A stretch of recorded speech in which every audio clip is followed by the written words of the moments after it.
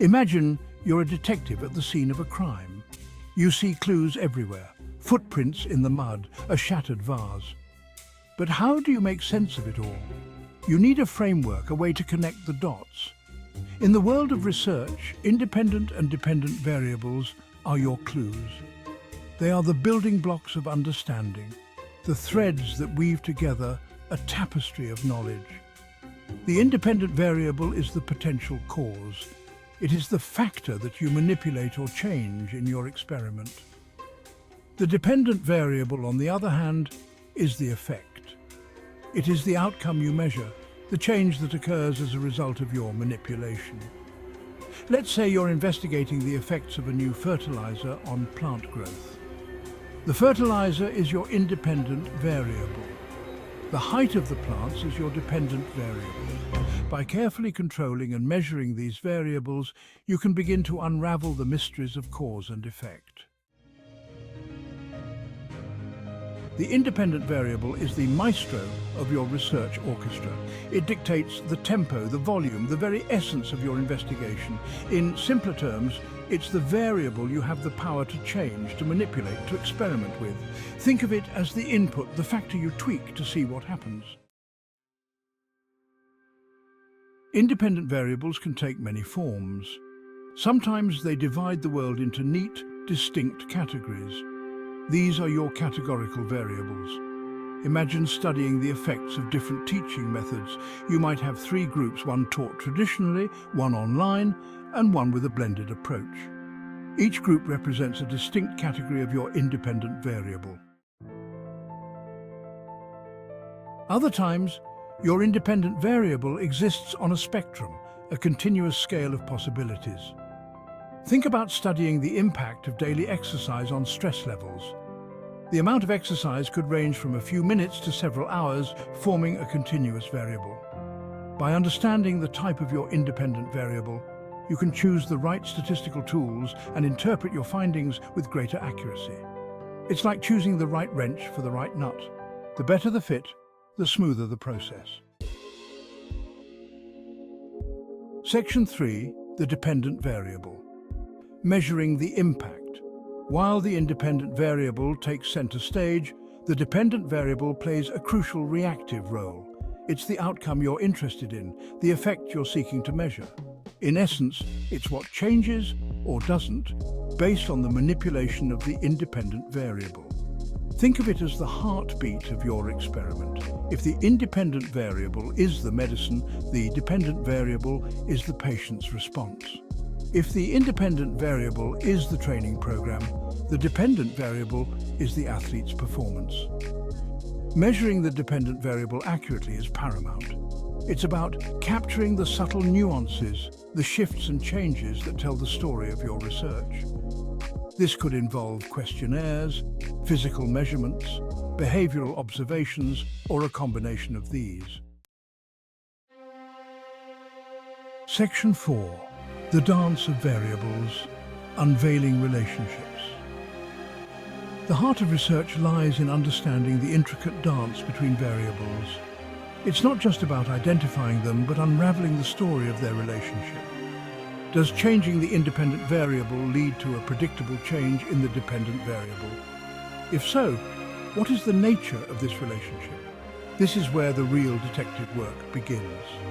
By plotting data points on graphs, we can visualize the relationship. Is it a positive correlation, where both variables increase together? Or is it a negative correlation, where one increases as the other decreases? Statistics provide the magnifying glass, allowing us to quantify the strength and direction of this relationship. We can calculate correlation coefficients, perform regressions, and determine statistical significance. These tools help us move beyond subjective interpretation and delve into the realm of objective analysis.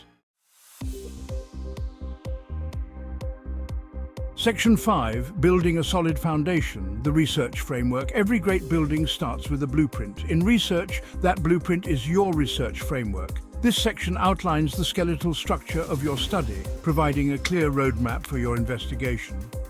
First, you define your methodology. Will you conduct an experiment, a survey, or a case study? Each approach comes with its strengths and limitations, and choosing the right one is crucial for obtaining meaningful results. Next, you detail your data collection methods. Will you use questionnaires, interviews, observations, or physiological measurements?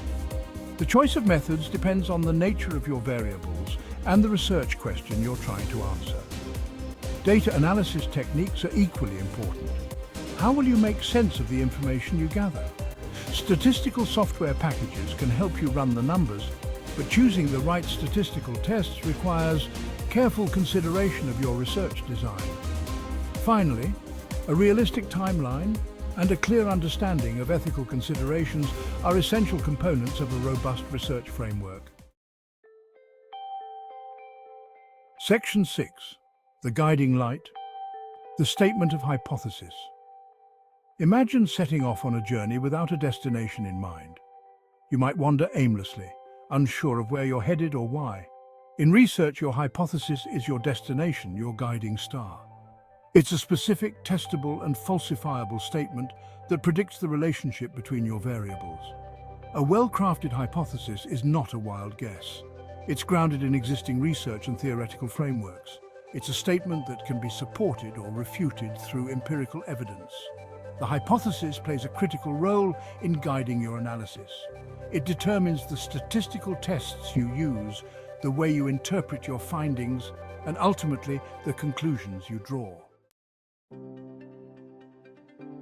Section 7. Bringing research to life, empirical studies. Empirical studies are the lifeblood of scientific inquiry. They transform abstract concepts into concrete evidence, providing the data that supports or refutes our hypotheses. Let's take the example of mindfulness training and test anxiety. The independent variable is the type of training, mindfulness, or a control condition. The dependent variable is test anxiety, measured using a standardized questionnaire. The hypothesis might state that students receiving mindfulness training will show a significant reduction in test anxiety compared to those in the control group. To test this, we would randomly assign students to either group. We would collect pre-test anxiety scores, administer the training, and then measure post-test anxiety levels. By comparing the changes in anxiety scores between the two groups, we could determine if mindfulness training had a statistically significant impact. Section 8. Precision in research. Operationalization and measurement. Imagine trying to bake a cake with a recipe that calls for a sprinkle of sugar and a dash of vanilla. Without precise measurements, the outcome is unpredictable. The same holds true for research. Operationalization is the process of defining variables in measurable terms. It's about taking abstract concepts like stress or happiness and translating them into concrete, quantifiable indicators. For example, we might operationalize stress by measuring cortisol levels in saliva. Happiness could be operationalized through a self-reported questionnaire on life satisfaction. Choosing the right measurement tools is equally crucial. We need instruments that are reliable, consistently providing accurate readings. They also need to be valid, meaning they actually measure the construct we're interested in. Section 9. Ethical considerations, navigating the moral landscape. As researchers, we don't operate in a vacuum. Our work has the potential to impact individuals, communities, and society as a whole. Ethical considerations must be woven into the very fabric of our research design. Informed consent is paramount. Participants have the right to know what the study entails, the risks and benefits involved, and their right to withdraw at any time. Confidentiality and anonymity are crucial for protecting participants' privacy. We must also be mindful of potential biases that could skew our findings. These could include selection bias, where our sample is not representative of the population, or experimenter bias, where our own expectations influence the results. Ethical research is not just about following rules, it's about conducting our work with integrity, respect, and a commitment to minimizing harm. Section 10. Conclusion: Mastering the language of research. Understanding the roles of independent and dependent variables is akin to learning a new language, the language of research. It allows us to ask meaningful questions, design rigorous studies, and draw valid conclusions. By mastering this language, we empower ourselves to explore the complexities of the world around us, unraveling the mysteries of cause and effect, and contributing to a growing body of knowledge. As we delve deeper into the world of research, we become explorers, detectives, and storytellers, weaving together the threads of evidence to create a richer tapestry of understanding.